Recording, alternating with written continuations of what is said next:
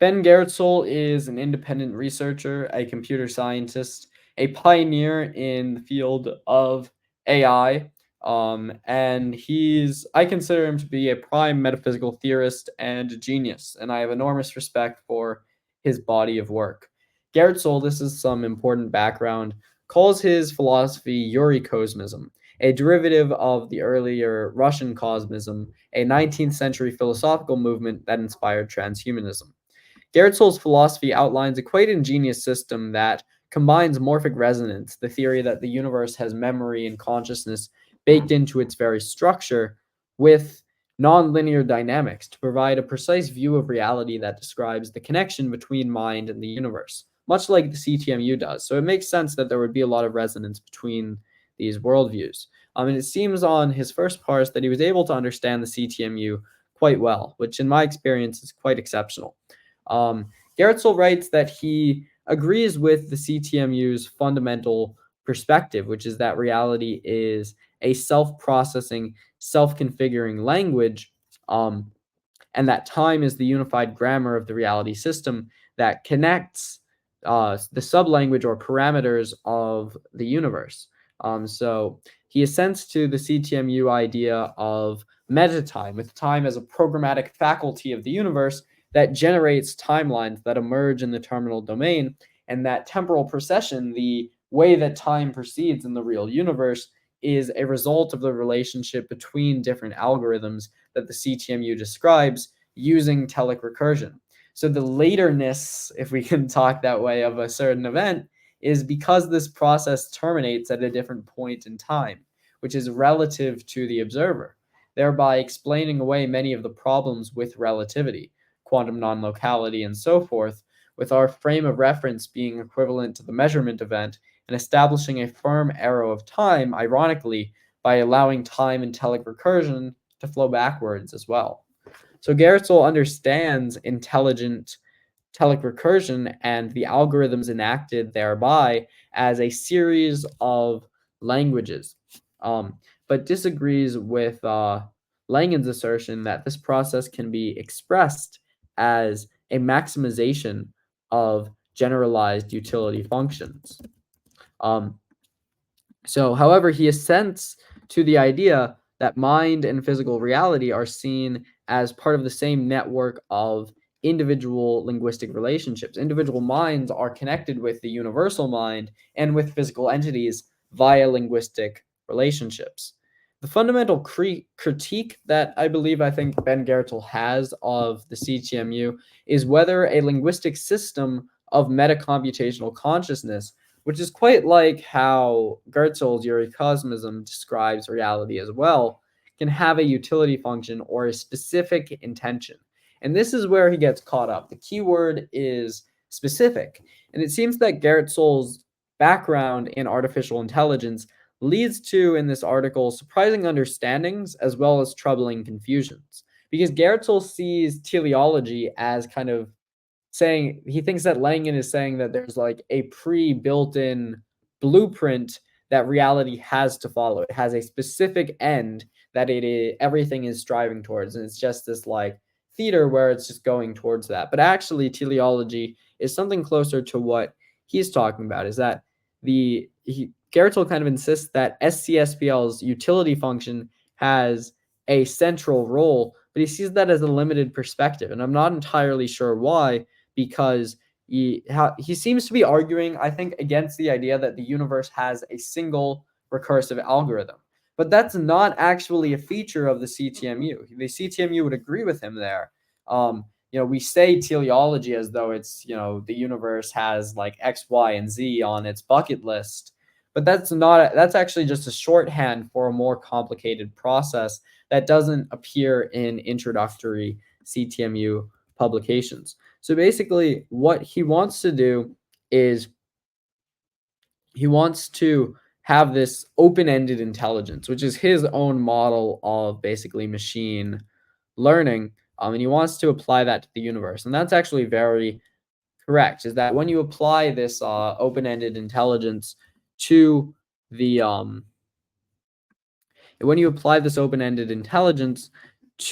reality's mental system, then that would correspond to exactly the fundamental procedure of reality's evolution in the CTMU, is this self-generative evolution for the self-identification of reality and the self-exploration, self-memorization, and self-learning thereof. So that means that reality is able to adapt on the fly using this open-ended intelligence to freely changing internal conditions. And thus reality has the self-generative freedom in its evolution, and there's no predetermination in either the programming or display domains. Everything is created on the fly. In fact, according to Langan, intelligence and reality cannot be separately defined.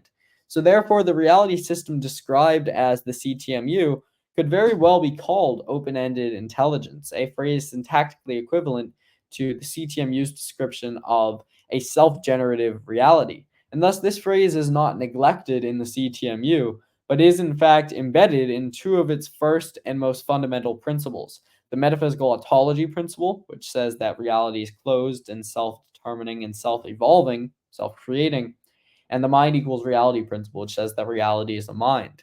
So that means that reality comprises a closed descriptive manifold that is self-generative and possesses a generalized form of intelligence. So this is basically talking about the individuation of the universe as a whole as an intelligence agent, where individuation is here a synonym for self-identification. So really, I don't think that there's any fundamental disagreement between Goertzel and Langan. I think it's just a miscommunication. The CTMU combines elements, to use the analogy of machine learning systems, of open-ended intelligence and reinforcement learning to allow reality to intelligently respond to freely changing internal conditions and enact a true creative evolution. So it's reinforcing those things which are consistent with its teleology and generalized value, and it's rejecting those things that aren't. So teleology, or generalized utility, are just shorthands for the self-optimative procedure of SCSPL, which is much more general. And this seems to be a main source of disagreement between Goertzel and Langan, but I don't think it's actually a source of disagreement between their two theories. I think that they're just going at it. I don't think Goertzel entirely understands that point. So Goertzel writes, other than that, the overall framework he posits makes sense to me. Goertzel disagrees with Christopher Langan, not the CTMU, as to why the CTMU has not been widely accepted despite its obvious bulletproof logical structure.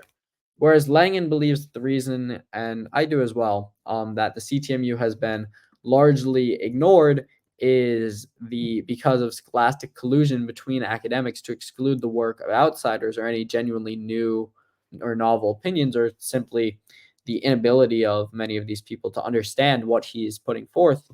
Goertzel believes that the CTMU has not been considered simply due to a lack of interest in advanced formal metaphysics by nearly anyone in either science or modern philosophy, which is why he thinks that the CTMU has little momentum or popular support. I don't think that that's really tenable as like a full explanation, because there are theologies and there are philosophies that are and formal metaphysics that are more popular than the CTMU. For example, there's a big movement around the thoughts of Jung. There's a lot of people, for example, who like the work of Donald Hoffman. I wouldn't be surprised if he's getting more engagement than the CTMU, even though a lot of the structure of his conscious realism theory is basically pure CTMU. Which he didn't really come up with, or at least not first. But so Goertzel, so I would kind of disagree with him there on why the CTMU isn't like well known or has attracted much attention. But we'll continue with this. Goertzel writes that, as Langan himself affirms, what he's putting forth is a philosophy, not a scientific theory. It's not really a new kind of theory of everything. It's a mathematically semi-formalized metaphysics. This is kind of true. The CTMU does not fit the conventional description of a theory of everything in the sense of a unified theory of physics. Can serve as that, and I've written 2 papers showing the CTMU application to that topic, but it serves as a consistent theory of metaphysics, which is more general as a theory of everything than a consistent theory of physics.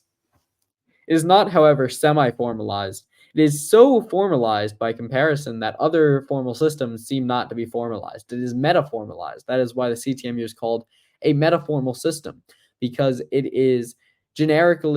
because it is logically backed up by super tautology. It is thus closed, consistent, comprehensive, and generically replicable and generically replicable and applicable to everything in reality. So Goertzel, however, correctly acknowledges the shallowness of current science, culture, and even popular spirituality, writing that current culture focuses mainly on practical things, and those concerned with metaphysics are generally new agey and experientially oriented, not formalism oriented. So that's why a lot of these metaphysical ideas, such as law of attraction, these kind of non-dualism, etc., which are much more kind of intuitive and visceral, I think have gotten and easy to wrap one's mind around. I think have gotten a lot more attention than the CTMU because they're more feel-good philosophies as opposed to kind of very rigorous and dense like the CTMU is.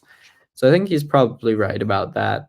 Goertzel continues, most of what occurs in Langan's theory has been said before, though with different terminology and sometimes in different forms. The idea that the universe can be formulated as a language that is talking to itself, about itself, has been said many times before, including in my book, Chaotic Logic, and later in The Hidden Pattern, including references to others discussing these concepts. The telic recursion aspect he discusses is not laid out in enough detail to really understand what this means. This is a valid point, but it actually affirms the significance and importance of the CTMU as tying all of these disparate insights, which great minds have arrived at before, but they were never connected. And he brings all of those into a unified logical framework. As I've said before, we stand on the shoulders of giants, and I'm no longer surprised when I find ideas similar to the CTMU in philosophy or physics, or ideas from any time or place in history. Telic recursion is not fully explicated in the CTMU Ancourt paper, but I think that I've gone satisfactorily through it, and Langan has as well in other publications. So I think that's kind of a moot point. Goertzel comments, Langan says, everything essential to reality, including everything needed to describe it, here we go. Langan says everything essential to reality, including everything needed to describe it, is contained in reality itself. But this assumes everything is contained within the realm of description, i.e., it rules out Peircean firsts and seconds. This is implicit in the everything is a language approach. Langan may well see this as a feature. I see it as a bug. So basically, what he's saying is that reality is that the CTMU is only talking about reality in the referent context of model theory and not this kind of Peircean first, this pure experience or the pure reaction to experience, which is the Peircean seconds.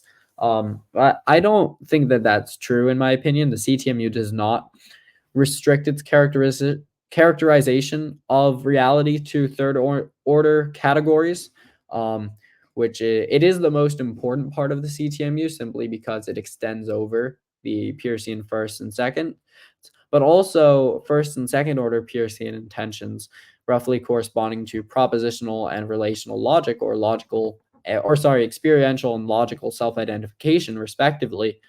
However, I would bite the bullet on this particular point as well and say that CTMU's emphasis on thirdness in terms of Peircean categories is a feature, as the triadic self-sign object interpretant triality is a key feature of the self-dualization of logical systems, and the reference to an interpretant thereby extending standard logic to embody the metaphysical syntax of reality itself, and defining triality or Peircean thirdness as the relational nature of reality itself, consisting of a medium, an expression, and a self-dual relationship connecting to the two. So there's a good reason why the CTMU focuses on that level of model theories, because it describes the universe as a self-modeling model-theoretic universe in which model, universe, and theory come into coincidence. So I think that that's kind of like half true, but so While CTMU metalogic is quite similar in many respects to Charles Sanders Peirce's pragmatic logic, it extends it considerably in the manner described herein. This is why Christopher Langan describes the CTMU as a metaphysical form of logic. Goertzel continues, Langan mentions John Wheeler's desire to found physics on it from bit and observation and related ideas. Wheeler's ideas are indeed fantastically inspirational, and Langan wonders why nobody has done what Wheeler envisioned. But actually, Langan has not done so either, at least not yet, Goertzel says. Wheeler wanted to actually derive physics from these philosophical mathematical foundations, not just formalize them as a mathematical metaphysics, which funnily enough, would later become the name of Christopher Langan's paper in 2018. I don't know if there's a connection between that and how Goertzel described it, but that's kind of cool. I think that this is a fair criticism of the CTMU, but it is only a problem of resolution, not a scope. There's nothing in principle preventing a technical explication of a theory of quantum gravity in the CTMU, and this is precisely what I am personally attempting to bring to bear, and Chris Langan has as well with his past publications, such as his paper, Introduction to Quantum Metamechanics, and others. I agree with Goertzel that the ideal line of physics is deriving quantum theory from various very abstract axiom sets, the relational interpretation. And much of my independent research is devoted to bridging the gap between Carlo Rovelli and Christopher Langan's body of work and explicating the relational interpretation, physics without time, and loop quantum gravity within the CTMU. So I'm actually trying to bring all of those things into coincidence, and I think that when I present that, it will be much to a lot of people's likings.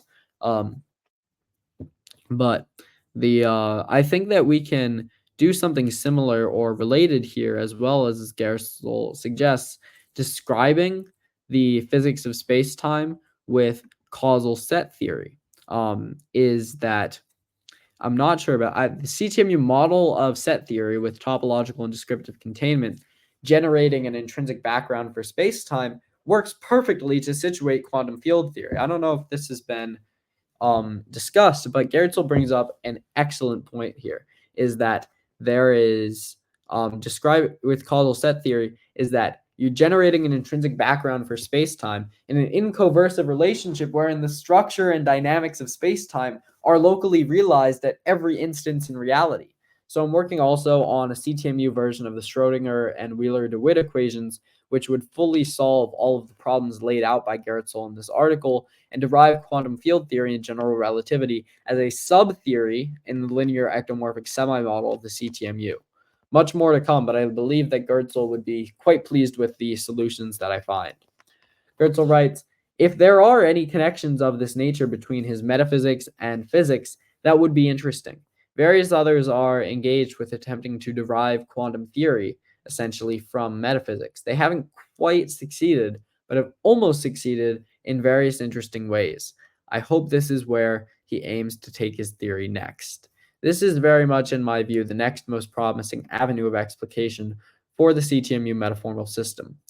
I agree with Goertzel that the CTMU is more interesting as a theory of reality than as a proof of God. And much of the instructional material in the CTMU, and I'll even include myself in that camp, attempts to put God and theology in areas where it's not strictly necessary. I don't think Ben Goertzel's reasoning here, where he says reality is well guided, because while it's true that not any omniscient, omnipotent, and omnipresent reality would fit the conventional definition of God, then perhaps, I think Goertzel, he might even go as far as to say that the CTMU could then be considered a proof of atheism, because it points to a supreme being as the ultimate reality, is the fact that the ground and source of reality system is personal. So that kind of breaks his argument, is that it's personal, omnipotent, omniscient, and omnipresent. That's sort of sounding like the God, because it is attached by the mumorphic grammar to each of its secondary images, and thus exists, evolves, and experiences itself through the life and destiny of its sensor controllers. That means that we live in a fundamentally personal and personalizing universe in the codomain of each of those mappings from God to his creatures. Where God is implicitly defined on each of these relationships, God is our highest level of identity, and more fundamentally personal than can even be said of human persons. When we ask the ultimate question, what, we might answer the universe, the metaverse, or reality. But when we ask the ultimate question, who, we must answer God, who bears a certain anthropomorphism by logical necessity because of the bidirectional mapping wherein each of our highest level of identity is God. And God's lower levels of identity are secondary tellers, aka human-like conscious agents. And by adding the self-optimization and telic recursion aspects to the reality system, we do in fact arrive at a personal creator who is capable of designing the universe and with whom each of us can have a private and meaningful relationship. Therefore, the universe was in fact designed by something carrying out reasoning with deliberative processes. Intelligent design is not a flaw within the CTMU, but rather the CTMU is a theory of intelligent design. You can't remove intelligence and design from the CTMU; it would break. So, contrary to what Goertzel says here, his theory is all about the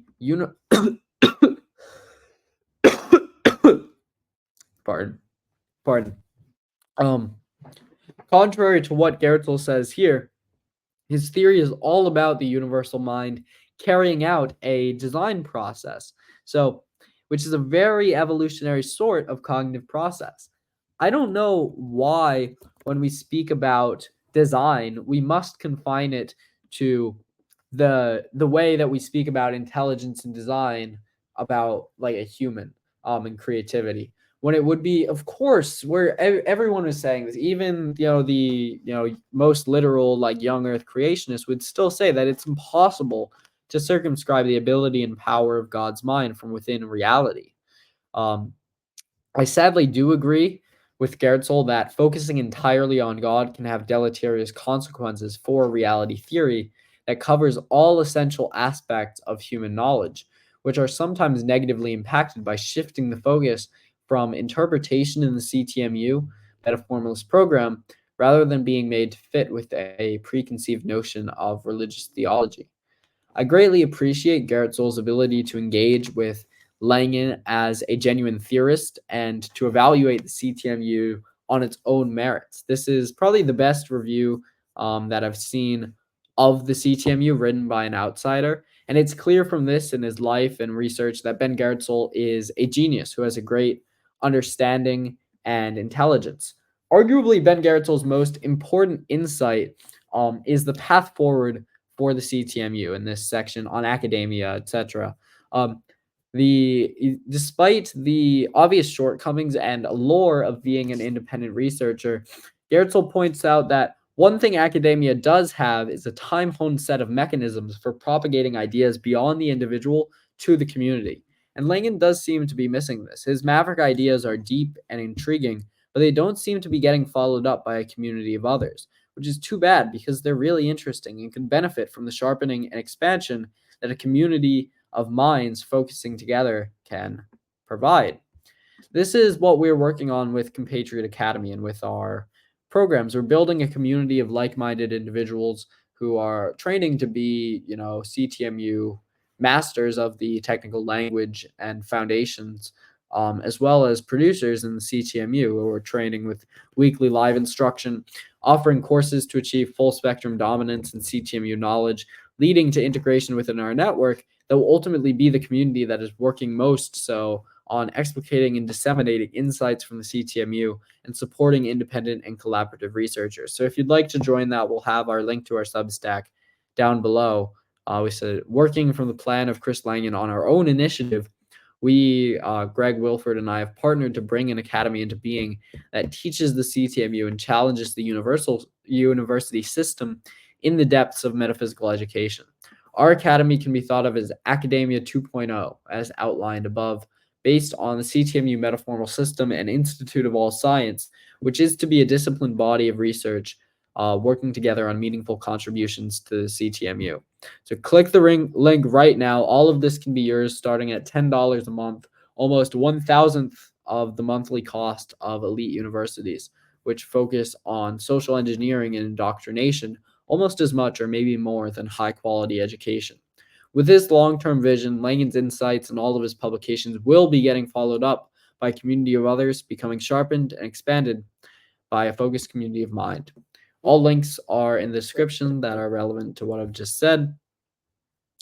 And Langan himself acknowledges the need for such a class who are hyper intelligent, highly educated, and fluent in the foundational language of reality, the CTMU, and they can put their minds together to truly bring about what the CTMU has to offer, which is the widespread understanding of our task and purpose in reality, clarity on science and metaphysics, and a roadmap for the new Earth, a human singularity that will transform the world, beginning with our body of researchers and then beginning to elevate the world over time and protect against its excesses and its evils, acting as a sort of immune system until it is able to become a real dominant power. And has said that, and Chris Langan said if he had $1 billion, he would create, first thing, CTMU university system. So that's what we're working on. We don't have that much money, of course, not even close, but we are working from the ground up. And I agree with Goertzel that the CTMU can find its greatest influence by passing ideas on to more like conservative academic types and the more conventional mathematicians generalized to the nascent field established by Langan of mathematical metaphysics. So we're going to be training experts in it. It does not going to all be crazy mavericks and whatnot, but we're going to have a system where everyone can bring their ideas to the table.